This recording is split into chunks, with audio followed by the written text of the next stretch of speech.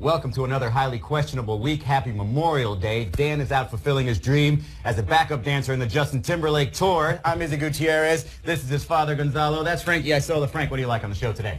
Guess what? Kobe Bryant wants in on the LeBron versus Michael Jordan debate. No, he actually wants in. He wants to be included in the debate. Just stop it. Let's do this, Bobby. Is Tyler right that last night's performance was the best of LeBron's career? You sure you're okay? I'm fine. Because LeBron made this man very sad over the weekend. He went into the weekend thinking that LeBron was out. Now LeBron's back, and he's being celebrated as great as ever. Here's what his coach had to say after this Game 7 in which LeBron nearly had a triple-double, scored 35 points. Ty Lue said it might be the best ever. You've seen LeBron do some unbelievable things, going 48 minutes tonight, doing what he did. Where does that stack up for you? The best. Yeah, I think so. I mean, he's had a lot of, gaudy games, but I just think, Game 7 in Boston, all the circumstances that surround Boston, the history behind Boston, playing a team that's very well coached, a good young team that's undefeated in the playoffs at home, and to come on a roll where, all the games have been lopsided.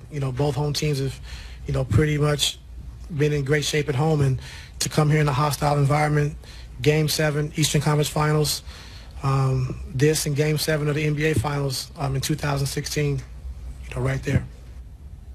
I'll give him even more context. He played all 82 games of the regular season. He played all 48 minutes of that game. It was his 100th game of the season. There was no Kevin Love. Boston had been 10-0 in the playoffs up to that point at home. But still, this was not the greatest LeBron James performance. This wasn't even the most pressure-packed LeBron James performance of these playoffs. I'd argue that Game 7 against Indiana was more pressure-packed because him going out in the first round is way more embarrassing. And then you throw in the context of the Boston Celtics. When you've got Terry Rozier going 0 for 10, Marcus Smart going 0 for 4 from 3, those two players combined, you realize, okay, his path here was not that difficult. Beating the Raptors in 4 straight, crazy impressive. Beating the Celtics to get to the finals, even in this Game 7 on the road, not his most impressive game. Well, I think Tyronn Lue, remember, he's being asked about 45 minutes after the game this question. So he's not going to think back 2 years ago. What happened in Oakland? Triple-double, Game 7, knocking off the 73-win Golden State Warriors. Make no mistake about it. It's an unbelievable performance. But this is a Boston Celtic team that is very young. To me, they got caught up in the moment. They shot way too many threes. But Izzy's right about the games played. 100 games this season. When he plays Game 1 of the NBA Finals, that'll be the most games he's ever played. I love the fact that he played every minute. He's the best player in the league. And in a Game 7, I'll take the best player over a young and inexperienced team. You want to go bigger picture, not just this game. This might be his most impressive finals run as an individual. He's either scored or assisted in 55% of the Cavs' points this postseason. That's his high for a finals run. The previous high was in 07 when he carried that other Cavs team to the finals against the Spurs when they weren't even ready. From beginning to end, and he's got more in store, mind you. I'm not saying it's over here, that he's definitively going to lose in the finals, but man, from beginning to end, individually, his most impressive finals run. And you know what he needed? Every game, we knew that LeBron, 9 times out of 10 in the playoffs, he was going to deliver. He needed his teammates to do something. And in this game, the other 4 starters scored 47 points, and they had 16 in the fourth quarter. So it's never been, we know that LeBron is going to be dominant in playoff games. It's about how his supporting cast, and you saw what he did after the game, really defended those guys. Remember that if he ends up leaving Cleveland and somebody says, well, he's leaving because his supporting cast isn't any good, he did stand there on the podium after the game and gave an impassioned defense of his supporting cast. It also feels like he has to have a ridiculous block in every impressive game of his playoff career, because that one on Terry Rozier was another ridiculous one. What is Ty Lue supposed to say? Sure, he has to say he's the best player ever, he's a great performer. He never said the Celtics kept missing open shots. That's what happened in the... That was the game right there, LeBron, so don't get cocky. Is Kobe right that we shouldn't waste time arguing over who is the best ever? We shouldn't waste time including him in the conversation, maybe. And that's really not a great offense to Kobe, but he had this tweet after the game, after LeBron won Game 7. He said, "We can enjoy one without tearing down one. I love what he's doing. Don't debate what can't be definitively won by anyone. Hashtag enjoy my 5. Hashtag enjoy MJ6. Hashtag enjoy LBJ Quest." Here. The only way Kobe can be included in this argument, it appears, is if he includes the ring count, which is why he did that hashtag. Because I just point to one area of his career, and again, it's not to knock him. He might be on a tier all by himself, but it's a tier slightly below Michael and LeBron. But in those 3 years in his prime, after Shaq left, missed playoffs, first-round exit, first-round exit. That does not happen for a LeBron James team in his prime. That does not happen for a Michael Jordan team in his prime. It's end of conversation for me. Yeah, plus we all love this debate. There's nothing wrong with comparing Michael Jordan and LeBron James. But for Kobe Bryant, and I wonder, Izzy, if he's thinking right now, maybe all those years I should have been fighting with Shaq. If we could have gotten along, maybe I'd have more than 5 championships. And I wonder if Michael Jordan sits home thinking, maybe I shouldn't have tried to hit a curveball. I should have stayed playing basketball in 94, 95. That could have been 8 in a row. And then I could have stayed for the lockout year in 99. The season didn't start till February. He could have won 9 in a row. But what LeBron James does on both ends of the court puts him above Kobe Bryant, and for me, just a little bit below Michael Jordan, unless he wins 4 more games. But it's funny because you're saying it might be in Michael Jordan's mind now that even he's thinking, wait, is LeBron in the conversation with me? Because I think that's what's happening now is people are sort of choosing now to say, okay, I can see enough of the picture, let's say 3/4 or more of his career, and I can sort of project the last 4 or 5 years and say, man, that picture of 20 years, let's just say 10 to 12, 13 finals, all the statistical things that he's done, regardless if he even doesn't even get to 5, I think people are saying, man, I can see the day where I can flip that switch and say LeBron is the greatest. I've already done it. Michael Jordan 6, Kobe Bryant 5. And as far as I'm concerned, LeBron 1, because the other one that he got belongs to Ray Allen, and the other one that he got belongs to Kyrie Irving. So let's say it should be 6, 5, and 1, as far as I'm concerned. So the only one you give him credit for is 2012 when he beat Durant. That's right. That's Ray it. That's Allen gets the rest. rest. That's the new math. That's right. If Ray Allen doesn't make that shot, he got no ring. If Kyrie Irving doesn't make that shot, he got no ring. So really, he got 1 in my book. It is actually the argument of a lot of NBA fans, which is why this man is beloved.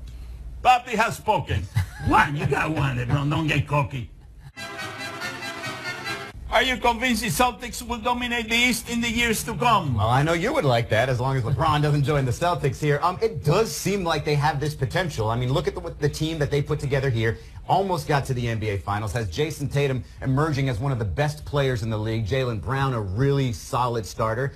And then you consider they get Kyrie Irving back. And then you consider they get Gordon Hayward back. They're probably going to end up losing Marcus Smart, who's going to sort of price himself out of there. And he is a very valuable glue guy, but in the end, he's just a glue guy. If you look at the landscape of the Eastern Conference, will Philly be better and challenge them? Absolutely. I think that Philly-Boston rival will be great for years to come. The main question is where LeBron's going to be, because if he does go back to Cleveland, you know he's going to demand higher quality teammates so he can fight with Kyrie Irving and those Celtics, and I think he clearly can if he gets 1 or 2 good players beside him, but it just seems really difficult to pick against the Celtics when you see them go this far and project them adding 2 more All-Stars. Did you purposely leave the Knicks out of your argument? That's a little insulting to our viewers in New York.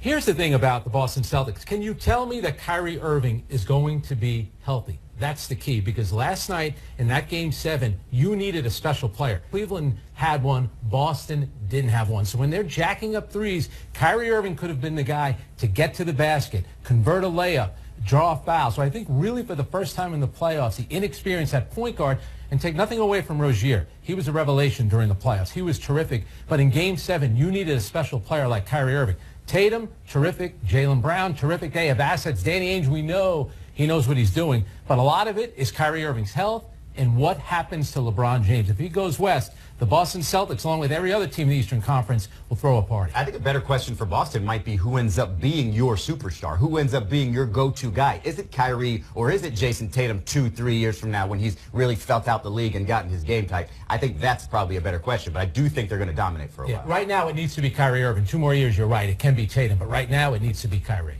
Well, the Celtics are going to be good.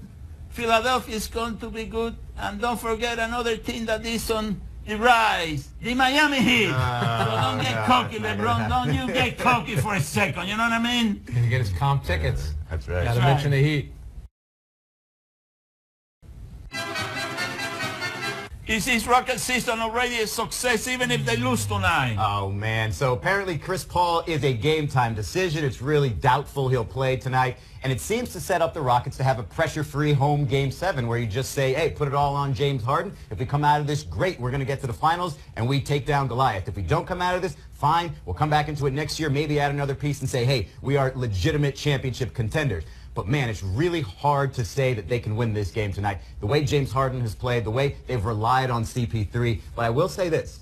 If this is indeed the finals, if you are saying whoever wins this game is going to beat LeBron James and the Cavs, then this is Game 7 of the finals. I want to see Chris Paul out there even for a minute. I want to see him give me the Willis Reed, make one jump shot, get that building crazed, get the hell out and watch his Rockets win the championship if that's what this is, because that's what we said going in. This was the real finals. This is Game 7 of the finals tonight. See, he's got the Knicks on the mind with Willis Reed. I'll tell you what, if I'm Chris Paul, why not just do that to start out with? Now, Andre Iguodala is not going to play for the Golden State Warriors. They've struggled to adjust without him. But to me, when you win 65 games and you have home court advantage, and I get it, Chris Paul, what he means to that team, we saw it in the second half of the last game, it would be a disappointment. Come on, James Harden is going to be the MVP, home court advantage, Game 7. And the biggest number from Game 6 wasn't that Klay Thompson scored 35 points, but they had 9 3-pointers. The Houston Rockets scored 25 points in the second half. I don't care if Chris Paul's not out there. I don't care if James Harden isn't out there. You have to do better than 25 points in the second half. How did we let this Nick lover in Miami, by the way? Can I say something to the Rockets? Sure. Well, listen, Rockets, you know, the only way your season is going to be a success if you kick the living out of LeBron in the finals, you know, because LeBron is a crybaby. You know, I want to see him crying all the way from Houston to Cleveland, complaining to the referees. You know, every time he gets a call against him, he goes in and argue with the referee. I want you guys to just beat the out of LeBron in the finals. That's all. You know, make him play 48 minutes every game and then just beat him up. Humble that man. Humble him. LeBron, don't get too cocky because they're coming after you. Don't get cocky. Coming up next on Highly Questionable. On a nightly basis. If you want to call it that. As the Cleveland Very, Cavaliers. I mean, it was cold. It was short. I mean, he did acknowledge him. Did he shake his hand? He did actually shake his hand. He reached out, didn't really look at him. So Ben at the foot of the mound. He just Wasn't a terrible it pitch. looks pretty accurate. And it's literally a question that I wonder. Like, he's terrible looking when he throws left-handed. If he is indeed ambidextrous, go ahead and try those right-handed shots. You're to play the game that is just completely devastated. LeBron. Do you question? You know how it works, kids. You give us the topics and events, we question them. Do you question this relationship? Oh, this is quite the fascinating relationship between LeBron James and the owner of the Cleveland Cavs, Dan Gilbert. This was after the Game 7 win last night. They're going onto the stage to accept the Eastern Conference trophy, and he and the owner of the Cavs had this exchange here. on a nightly basis. If you want to call it that. As the Cleveland Very, Cavaliers. I mean, it was cold, it was short. I mean, he did acknowledge him. Did he shake his hand? He did actually shake his hand. He reached out, didn't really look at him. I mean, it's a fascinating relationship when you consider we all remember the Comic Sans letter that he wrote after LeBron went to the Miami Heat in free agency in 2010, and it never seemed like LeBron actually forgave him. He said, hey, nobody's above forgiving somebody, etc., but you can tell in situations like that, they don't have a great relationship. I wonder how much guilt he feels playing for that franchise that he loves, in that area that he loves, but having to do so for that man. It's got to be a little bit of a dagger in LeBron. You know, the only bigger blow-off the last 24 hours when I showed up in Poppy barely acknowledged me when I walked into the studio. Wow, that was kind of cold. But I'll tell you what, LeBron and Dan Gilbert, we know where this is. The relationship has never been great. A part of LeBron is never going to forgive him for that letter. But LeBron came back, not because of Dan Gilbert. He came back for Cleveland, for the state of Ohio, for Akron. If he leaves, it might be because of Dan Gilbert. But you know what? Dan Gilbert got everything he wanted out of it. 4 more trips to the NBA Finals and at least 1 title. Who knows? 4 wins, you get another one. And by the way, the people of Northeast Ohio, they should be so thankful that they've had LeBron and that LeBron came back in spite of what Dan Gilbert said, because he could have gone anywhere. That could have been his excuse. But his reasoning for coming back is his love for that area and the people of it. And regardless of what he does this offseason, you guys have gotten an amazing player, probably the greatest of all time, and he did it despite this owner. That says a lot. And you got him in his prime. You got 4 prime years at least out of LeBron James. I don't know. That was pretty bad for Dan Gilbert, but I think I have seen another looking worse. Clippers tonight, including Blake Griffin. Oh, no. Some all-star Oh, no. Oh, yeah. I wouldn't shake his hand either. No, man. Dancing's all about confidence. That guy looks great doing Dancing that. Steve Ballmer. He is having Gotta a love ball. it. I love that man. Do you question why Ben Simmons still shoots left-handed? It's literally a question I ask myself every day. He shoots left-handed for the Philadelphia 76ers. He did not throw left-handed here, throwing the first pitch for the Philadelphia Phillies here. He threw right-handed. So Ben at the foot of the mound. He Wasn't just a terrible it pitch. looks pretty accurate.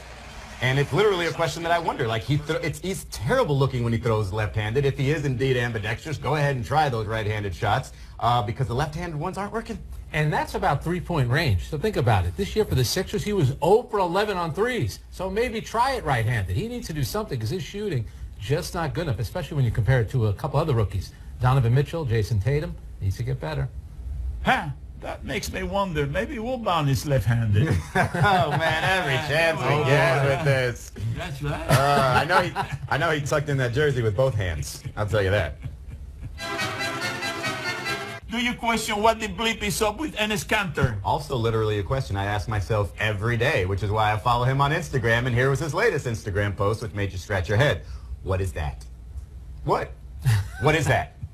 I mean, that is what my hair looks like naturally. I would never do that on purpose, although I do get asked every once in a while if I dye my hair, Frank. You know what it is? He's asking, well, this is what I'll look like when I'm 60 years old. Not bad. Good looking in his not cancer. bad. Maybe a couple of championships with the Knicks. Somehow Yes, we're going to no? find out that he's trolling LeBron James. I don't know how, but he's definitely trolling He LeBron wants to be in James. that Maybe he's movie saying, with Kyrie "Look, Irving." I can change the color of my hair. You barely have any. Hey, Frank, you covered the Knicks, right? Yeah. What's wrong with the centers for the Knicks? Let's see.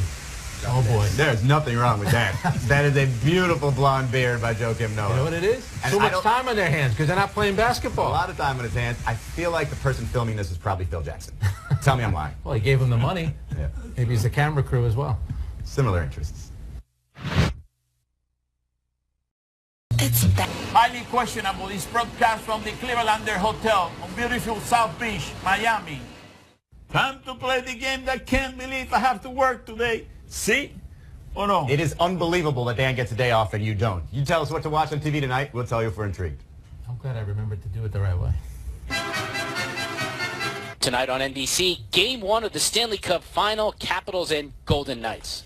Ooh, big dream final matchup between the Caps and the Knights, the expansion team. It's unfortunate they're going against what's essentially Game 7 of the NBA Finals tonight, but still huge game. I'm told we have a preview. This is now, oh yeah! See, if that happens tonight, I will definitely switch over to that game, but somebody accidentally clotheslines himself while going in, presumably to the bathroom because there isn't a penalty box there. I will definitely watch that. Frank, are you intrigued? This is why you can't eliminate fighting from hockey. You need moments like that. Of course I'm going for it. I've been waiting a long time to get my hockey picks. The Caps haven't played since Wednesday. Vegas Knights have been off for 8 days. By the way, Alex Ovechkin, over 600 goals, finally in a Stanley Cup final. Go Caps. Sorry, Vegas. Poppy, it's your team. Are you intrigued? Oh, see, I'm very intrigued. Are you kidding me? I know that the Capitals are going to go up to nothing. You know, Chavinsky is going to have a hell of a two game. But you know what's going to happen? You know what is going to happen with the Capitals? You know, they're going to go 2-0, and then all of a sudden they're going to be 2-2, then it's going to be 3-2, and it's going to be 4-2. You know, and the Golden Knights are going to win because you know the Capitals are going to do what they always do, which is. They haven't done it yet? No.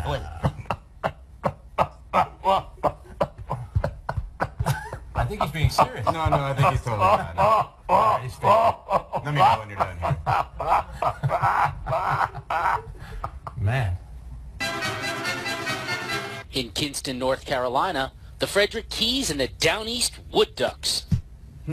Absolutely not, but it does make me want to do some research as to what a wood duck is. Here's an outfielder in that game, or I'm sorry, in a previous game, going after a fly ball in Double-A. Okay. And he's That's down on his quite feet. nice.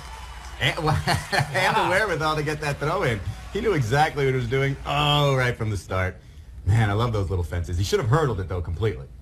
Frank, are you intrigued? Of course I am. I mean, look at that catch. I just want to know what a Down East Wood Duck is. Is that like a craft beer or something like that? No, I'm going sounds with that. gross. I'm all in. Poppy, are you intrigued? Oh, see, I'm very intrigued, but I don't know. Those fences, they could be very dangerous. It's a fact. Oh, Oh! God, dude. What?